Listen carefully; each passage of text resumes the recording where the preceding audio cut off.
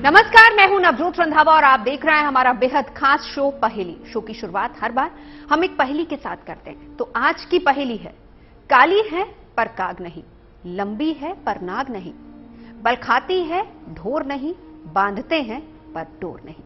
बूझो तो जाने। नहीं बूझ पाए ना, कोई बात नहीं, चलिए हम ही इसका जवाब बता देते हैं। तो जनाब, इसका जवाब है चोटी। जैसे बालों को गूंथकर चोटी बनाई जाती है, वैसे ही हिंदुस्तान के दिल यानी मध्य प्रदेश में किस्से, कहानियों और पुराणों की गाथाओं को गूंथकर सदियों पुरानी एक अबूझ पहेली कुदरत ने बनाई है, जिसमें जवाब छिपा है पाताल लोक का। जी हां, वो पाताल लोक जिसे रामायण, महाभारत, शिव पुराण, विष्णु पुराण जैसे पुराणों में जमीन की 7 तल नीचे बताया गया है। कहते हैं मध्य प्रदेश के उस जंगल में पाताल तक जाने के 5-5 रास्ते छिपे हैं, जो एक सुरंग से होते हुए पाताल की मंजिल तक पहुंचते हैं। लेकिन उन रास्तों का पता आज तक कोई नहीं लगा पाया।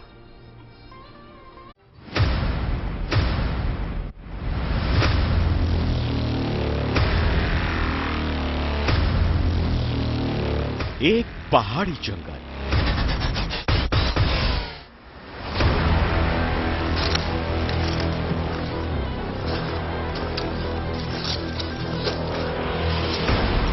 जंगल के घने पेड़ों में गुम अनेकों रास्ते।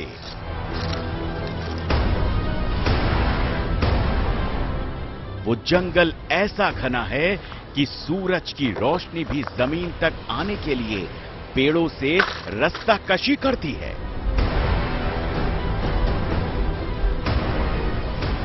दिन में भी एहसास रात का होता है।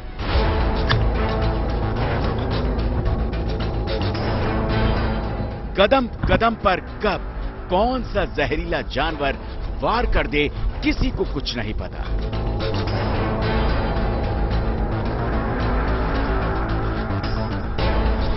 इस जंगल में गलती की एक भी गुंजाइश नहीं होती, क्योंकि जंगल का ये पथरीला रास्ता दूसरा मौका नहीं देता। आप सोच रहे होंगे, जब जंगल का रास्ता इतना खतरनाक और जानलेवा है, तो फिर जंगल की इस सल्तनत में दाखिल होने की जरूरत ही क्या है? तो इसका जवाब यह है कि जंगल की सरहदों में छिपी है एक पहेली, जिसके ताने बाने रामायण, महाभारत से लेकर शिव, विष्णु, पद्म और स्कंद पुराण के साथ साथ करीब करीब सभी पौराणिक ग्रंथों में मिलते हैं।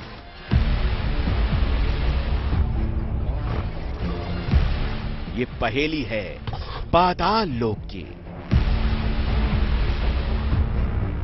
जी हां, आपने सही सुना। ये पहेली उस इलाके की है जहां के बारे में दावा किया जाता है कि वहां पाताल लोक जाने का दरवाजा है। जिस जगह की चर्चा मैं आपसे कर रहा हूं, वहां पर पहुंचना आसान नहीं है। अभी मुझे गाड़ी से यहां से करीब 30 किलोमीटर का सफर तय करना है, और उसके बाद उन जंगलों को देखिए, उन जंगलों में करीब मुझे 15 किलोमीटर पैदल चलना होगा, और उसके बाद उस स्थान पर मैं पहुंचूंगा जहां पर यह मान्यता है कि भगवान शिव का निवास है।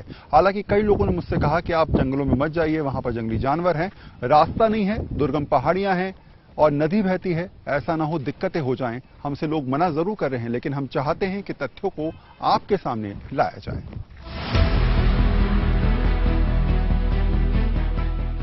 रामायण में लिखा गया कि अहिरावण ने भगवान राम और लक्ष्मण को अपहरण कर पाताल ले गया था। महाभारत में लिखा गया कि अर्जुन की शादी पाताल लोक की राजकुमारी से हुई थी। पाताल लोक को ही नागों का लोक माना गया है, जहां वासुकी और तक्षक जैसे भयंकर विषधर नाग रहते थे। तो क्या पुराणों में लिखी गई और सदियों से हमें सुनाई जाती रही पाताल की कहानियां केवल किस्से भर हैं? या फिर इन पहेलियों के सही जवाब भी हैं? बस उन्हीं को तलाशने के लिए हम भी इन्हीं खतरनाक सफर पर निकल चुके थे।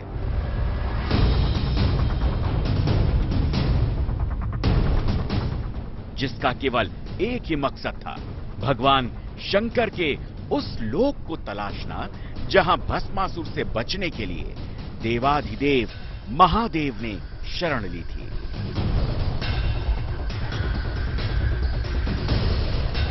जहां रावण के पुत्र इंद्रजित मेघनाद ने भगवान शंकर को प्रसन्न करने के लिए अखंड तप किया था और वहीं से पाताल लोक की ओर चला गया था।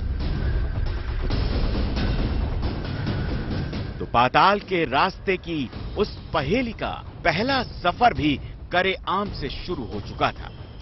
छिंदवाड़ा से करीब 70 किलोमीटर दूर हम फिलहाल पहुंच चुके हैं पतालकोट के करेआम में। अब यहां से घने जंगलों का सफर हमें तय करना है। करीब 15 किलोमीटर से ज्यादा लंबा यह सफर रहेगा। अब इस समय धूप तेज है और ऐसे में हो सकता है कि हमें सफर तय करते करते रात हो जाए। मुश्किल सफर होगा, लेकिन उसके बाद जो चीजें सामने निकल के आएंगी वो अद्भुत होंगी। पाताल का वो रास्ता जंगल के बीचों बीच बताया जा रहा था। दिल में हजारों सवाल लिए हम मोड़ दर मोड़ का सफर तय करके आगे बढ़ते जा रहे थे।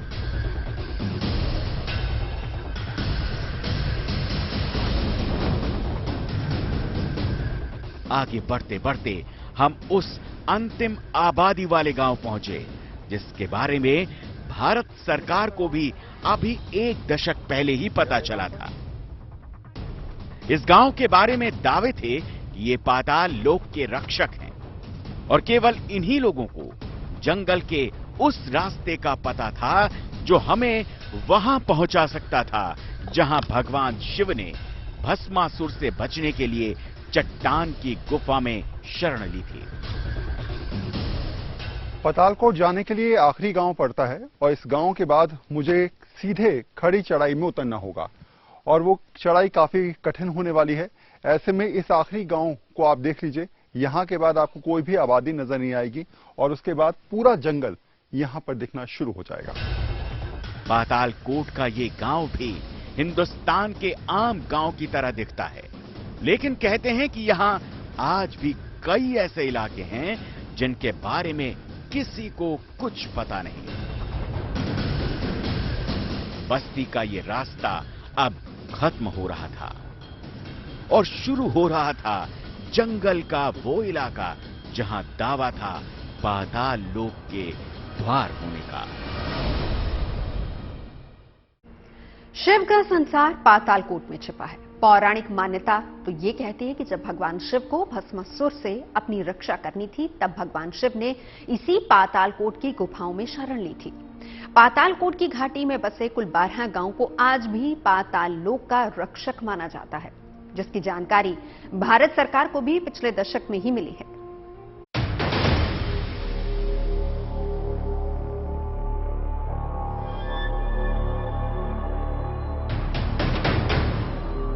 पहाड़ी के ऊपर जंगल काफी घना दिख रहा था। बताया यह गया था कि पाताल लोक जाने का रास्ता घने जंगल के बीच पहाड़ की इन्हीं खाइयों से होकर जाता है। अब हमें जंगल में घुसना था।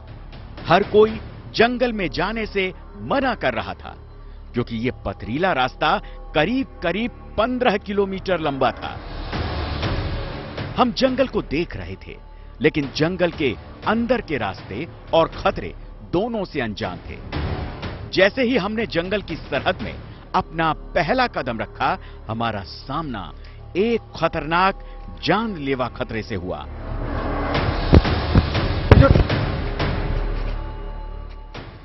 ऐसा लगा कि सांप जा रहा है क्योंकि घना जंगल है यहाँ पर और सामने से कोई चीज जाती हुई नजर आई। थोड़ा संभल के चलिए। रुक जाइए, एक सेकंड रुकिए।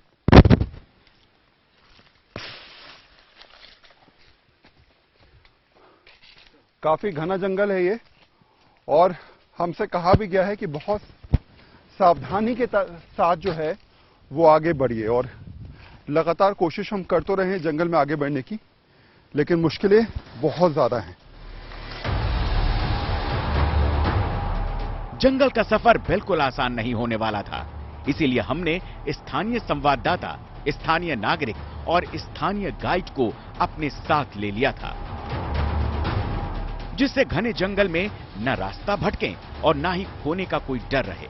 लेकिन जंगल की सघनता हमें लगातार डरा रही थी, क्योंकि सकरे पथरीले रास्ते की जमीन तक आसमान से सूरज की रोशनी नहीं आ पा रही थी। सतपुड़ा की इन पहाड़ियों में जितना आप अंदर जाएंगे, आपको रास्ता उतना समझ में नहीं आएगा। कहा यह जाता है कि इन जंगलों में जो एक बार आ गया, उसका बाहर निकलना बहुत मुश्किल पड़ जाता है। इसलिए मेरे साथ इस समय मौजूद हैं पवन कुमार शर्मा, जो छिंदवाड़ा के हमारे स्थानीय संवाददाता हैं, आकाश, जो यहीं पर स्थानीय व्यक्ति हैं, और साथ में एक गाइड भी हमने लिया है, जो हमें उस स्थान तक पहुंचाने का प्रयास करेगा जहां पर हमको जाना है।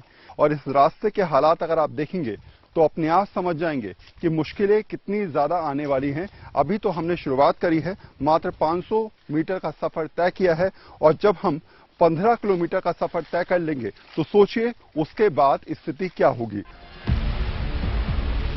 जैसे जैसे हम मंजिल की तलाश में आगे बढ़ते जा रहे थे, हमारी मुश्किल भी दुश्वारियों में तब्दील होती जा रही थी।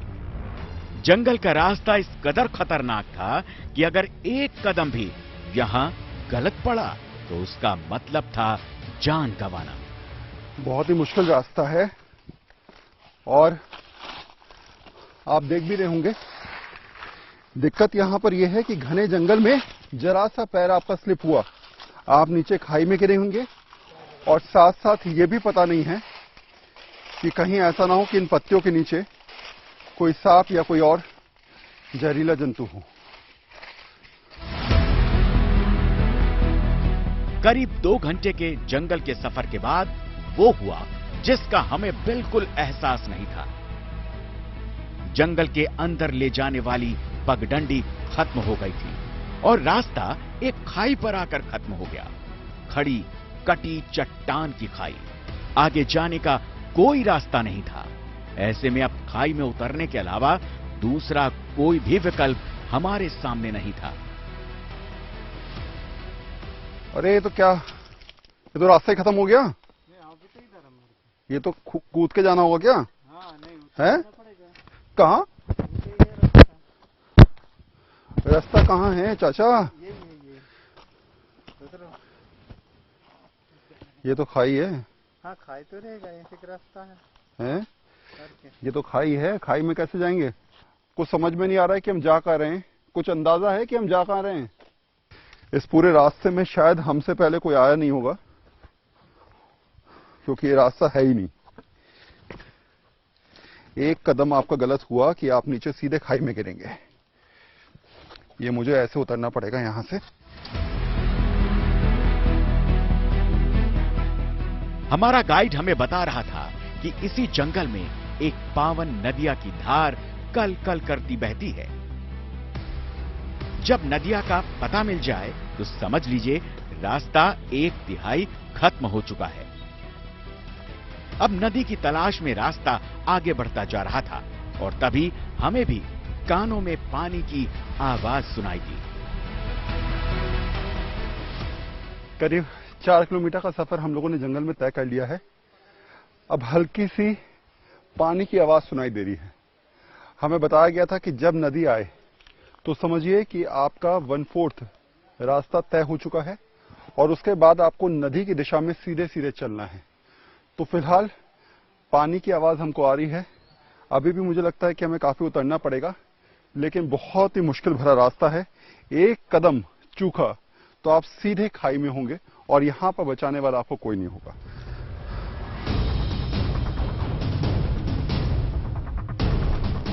पानी की आवाज की ओर हमारा सफर तेजी से बढ़ रहा था। हमने भी जोश जोश में वो गलती कर डाली जिसका खामियाजा भी हमें भुगतना पड़ा। पथरीले रास्ते पर हमारा पैर फिसला और हम सीधे जमीन सूंघ रहे थे।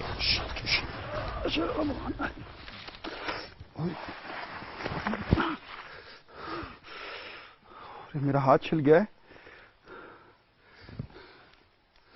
बहुत ही मुश्किल सफर है, पैर रखने की बिल्कुल जगह नहीं है यहाँ पर।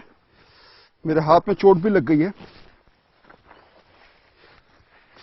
यहाँ पर पैर फिसल रहा है क्योंकि पत्तियां बहुत ज्यादा हैं। यहां से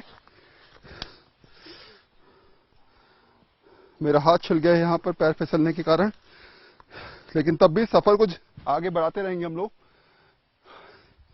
बहुत मुश्किल सफर है ये, बहुत मुश्किल सफर।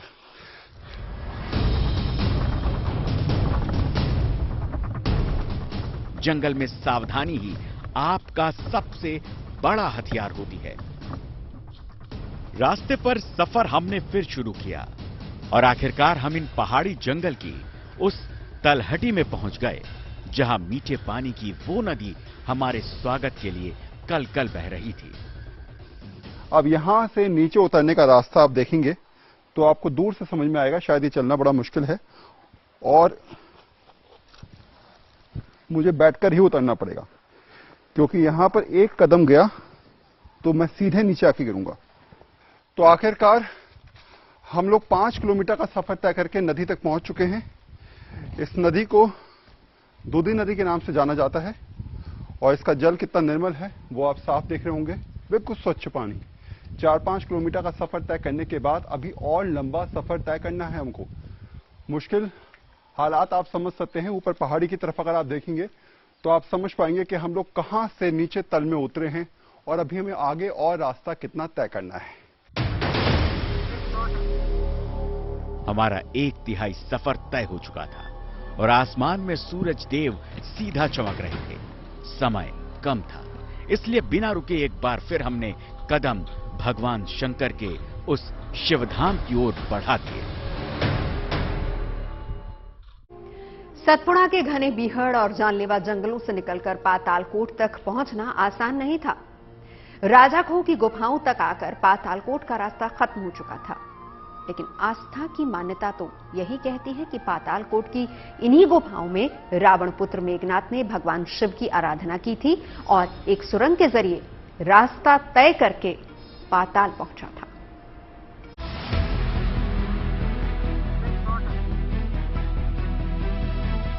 नदी के किनारे किनारे रास्ते पर पातालकोट का सफर आगे बढ़ रहा था, लेकिन ये रास्ता आसान तो कतई नहीं था। रास्ते की परेशानियां जितनी ज्यादा थीं, मौसम भी उतनी ही परीक्षा ले रहा था।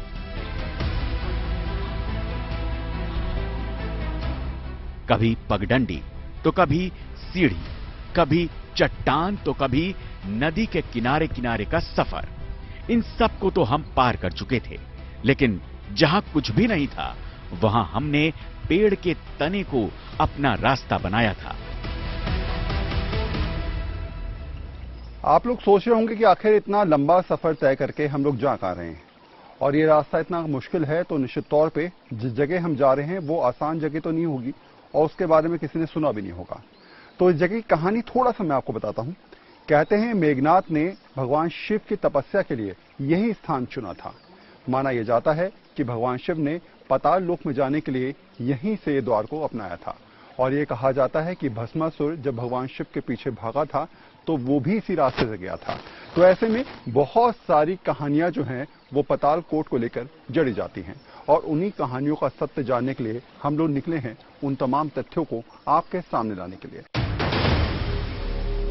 धीरे धीरे अब जंगल का वो इलाका शुरू हो चुका था जहां जंगल इतना घना हो जाता है कि सूरज की किरणें जमीन तक नहीं आ पाती। अंधेरा इस कदर गहरा हो रहा था कि दिन के 2 बजे थे और आलम शाम के 7 बजे जैसा था। पातालकोट में सबसे अचंभित करने वाली बात यह है कि यहाँ पर सूरज की किरणें केवल पूरे दिन में 1 या 2 घंटे के लिए आती हैं। फिलहाल दोपहर के 2 बज रहे हैं और इस समय हल्का सा उजाला आपको नजर आ रहा होगा, लेकिन ये उजाला ऐसा है जैसे शाम 5 बजे 6 बजे सूरज जब ढलता है तब होता है। बाकी समय अगर आप आएंगे तो आपको लगातार यहाँ पर घने जंगल के अंदर केवल अंधेरा नजर आएगा।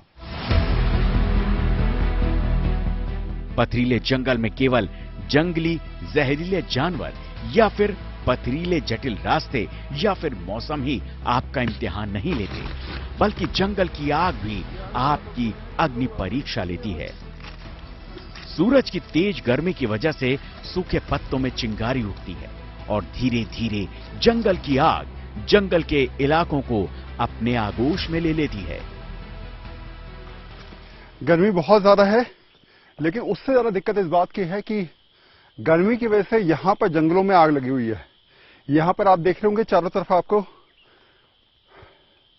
राख नजर आ रही होगी और ठीक थोड़ा सा आगे अगर आप देखेंगे तो वहां पर आपको आग लगती हुई नजर आ रही होगी। तो ऐसे में इसी जंगल से गुजरना है हमको। आगे नहीं पता कि क्या स्थिति होगी या फिर नहीं होगी। हालांकि हमें स्थानीय लोगों ने मना किया था कि हम इस रास्ते पे ना जाएं, लेकिन हम चाहते थे कि तमाम तथ्यों को आपके सामने पहुंचाएं, लेकिन मुसीबतें मुश्किलें लगातार हमारे सामने आ रही हैं। कहते हैं कि रास्ता जितना टफ होता है मंजिल उतनी ही सुहानी होती है। करीब 10 घंटों से भी ज्यादा का पैदल सफर तय करके हम भी अब जमीन से करीब 2500 फीट की गहराई में पाताल कोट की उस जगह पर पहुंच चुके थे जिसे सदियों से भक्त पाताल का द्वार कहते हैं। तो कई किलोमीटर का सफर तय करके फिलहाल हम लोग यहां पर पहुंच चुके हैं। अरे अरे गजब, अद्भुत है ये, बिल्कुल अद्भुत है। आप ऊपर तक देखेंगे तो आपको बिल्कुल एक चट्टान नजर आएगी और बीच में आपको जटाएं नजर आएंगी और लगातार यहां से पानी टपक रहा है। कुछ स्थानीय लोग जो मेरे साथ साथ आ गए थे वो लोग भी यहां पर हैं, लेकिन आप देखेंगे तो ये शायद अद्भुत जगह है जहां पर पहुंचना हम लोगों के लिए बहुत ही मुश्किल था और हम लोग यहां पर आए हैं। और अब आप देखिए जरा यहां के नजारे को। यहां पर आपको कहीं भी धूप बहुत हल्की सी नजर आएगी, हर तरफ आपको छांव नजर आएगी और हल्की हल्की बूंदे जो हैं वो ऐसा लगेगा मानो शिव के जटाओं से यहां पर धरती पर टपक रही हैं। तो ये वो स्थान है जहां मान्यता है कि यहीं पर भगवान शिव ने तपस्या की थी और इसी जगह पर भगवान शिव ने तपस्या करके भस्मासुर जब आया था तब यहां पर शरण ली थी और बहुत सारी मान्यताएं यहां पर इस पाताल कोट में जुड़ी हुई हैं।